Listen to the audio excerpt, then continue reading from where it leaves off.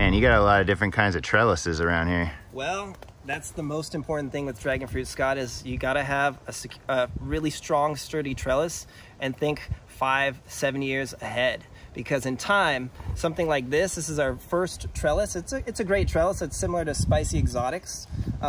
This is actually hollow. Right. So what happens is you can see it does move a bit, and as long as you balance the plants out, it should be okay. But I think in time, Ty has had to apply straps to his. Right. So I thought, all right, this is great, but 5-7 years down, it's not going to be sturdy. So you saw our palm tree trellis, which should be pretty sturdy. And let's talk about some more. I have several different methods, and let's share them with you. So come check them out. This is kind of my version 2 trellis.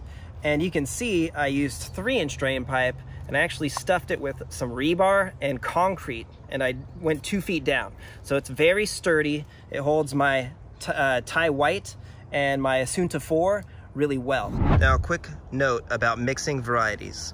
If at all possible, I strongly suggest that you keep them in separate pots. Now in this case, this is my Thai white, which is a Hylocereus undatus on the left, very, very aggressive variety of dragon fruit, versus my Asunta 4, which is a hybrid, and I believe it has epiphyllum background. So one is much more aggressive and hardy than the other, and in time I'm worried that they will not live in a symbiotic relationship and compete for nutrients in a pot. Now, the reason why I kept these together, didn't just separate them and mess up the roots, is that I'm hopeful that my extra holes and the big hole that I put in the bottom of the pot will promote that the roots are going to leave the pot and trace, or track, I should say. They want to track down those nutrients that leach out of this high quality mixture. And as you can see, this is the Hylocereus undatus roots most likely, or one of the dragon fruit's roots have already come out of this pot. And I'm sure there's plenty more going down in the holes that I provided. So use caution, and I'll talk more about it and show you what I've found online and in books about mixing varieties. All right, let's get back to the trellises. So you can see it's a similar design. It's actually slightly shorter. I'm using about 4 feet here. So using concrete, it's much more sturdy, and I did have to drill a big hole in the pot, as you can see down here. And I'm using either 15 or 20 gallon pots, all the way up to 25 gallon pots. So I prefer this method, but let me go show you kind of version 3 where I think it's even better. Let's go check it out. Okay, so this is my version 3 using trellis system, where I stuffed a 4-inch drain pipe with concrete and rebar. So that extra inch, it did require a bit more concrete, but to me it's worth it. It's extremely sturdy, and it houses this very unique variety here we're assessing right now. So this is some old DNA that I've collected, and a lot of it's 4-sided looking Guatemalensis. So I'm excited to see what becomes of this plant. So I'm happy that it has such a great, robust trellis that I'm not gonna have to worry about it blowing over or falling over in the future. So one thing I forgot to mention is that the version 1 trellis, like Spicy Exotics, a huge benefit is that you can move it. It's not permanent. So in this case, my Hana did great for a full season, and then started to get really bad sunburn this season just because the intensity of our sunlight, I don't know, it did fine for about a year and then it got really damaged. So I pulled it up into this shady environment so it gets much less sunlight. And you can see it's really bouncing back, as you can see the new growth. And again, there's one huge positive thing about this is that it is mobile. So if you have to move your dragon fruit, you can do this with a dolly, like I did. It was pretty hard to move it up the hill, but it's possible. So let's go show you, if you don't want to use this style trellis and maybe you have a fence or chain link fence or some type of fence, let's go show you another method that we use. All right, so here's another design if you have a fence like we do. And you can see I designed, or I hammered in some 7-foot metal posts because I want the majority of the weight to be on this structure here. And then I ran 100-pound vinyl coated wire that I found at Home Depot. It was pretty cheap, and I strung it through so most of the weight will be supported onto this. This is sort of an adaptation of the Israeli method. They do really long sections like this and plant really dense under shade, a shade canopy, shade cloth.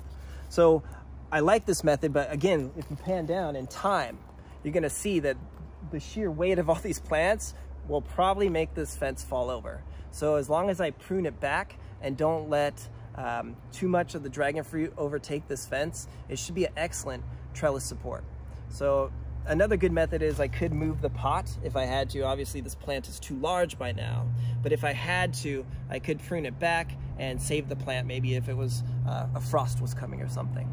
So this is another design that we really like to use, as you can see, and it's been pretty efficient so far. All right, so we did a video on this. I call it the double-decker trellis. Now, it was probably the most expensive trellis I've made so far, but we have two versions. We have a single story, and this is the two-story. And my reasoning or logic is that the plant here, Trinidad, is gonna climb up and go up to the top, and my sun-loving varieties will be on the top to provide shade for some of my more shade-preferring varieties. My white-fleshed, my, what do I have in there? Alice Snow is probably gonna like less sunlight. So I will have two stories to harvest. I'm not sure how it's gonna go in a few years. I can envision this being quite full. Yeah, you're learning too. Yeah, but again, I wanna prune out that growth. So these trellising methods should work great as long as you keep your plants pruned and don't let them get out of hand. But wow, I really like this setup. It's very sturdy, and the plants seem to love it too, because I planted these just about 4.5 months ago from cuttings.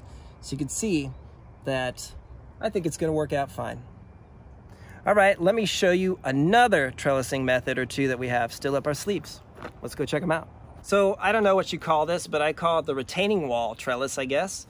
So what I did is I have a well-draining pot. I drilled some holes into this ceramic using a special drill bit.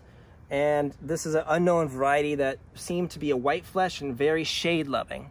So you can see it's gonna kind of just grow on this really shady wall, and I suspect it's gonna do okay. My only concern is it may get some damage from the frost in the winter if this wall gets too cold. But luckily in our climate, I think it doesn't get that cold. We have very short durations of cold weather, so it's gonna be fine here. And you can see all the new growth. I mean, check this out. So I got these cuttings in the end of March. So they're doing great, and this is a definitely very sensitive, I would assume, white flesh variety. So let me go show you another trellis, and it's my favorite one. Hey Scott, come check this out. Let's see if it rooted yet. George Emmerich Jr. number 48. This is easily the longest cutting I've ever tried to root. And nope, nothing yet. But I will start to give this a little bit of water. And again, I'm gonna water the flesh.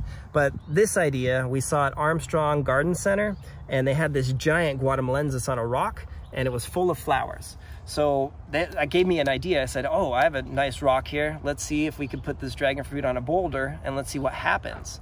So I'm excited to let this root, and hopefully it's just gonna fill up nicely on this boulder, spread out. And this cutting is about 12 feet long. So I'm gonna give it some water it lightly, and it should root in no time. And it's gonna spread over and just be gorgeous. So I like this trellis method. I think it's kind of cool. So give us a like and a subscribe, and we'll keep them coming, and hopefully we'll come up with some new style of trellises in the future. All right, have a great day.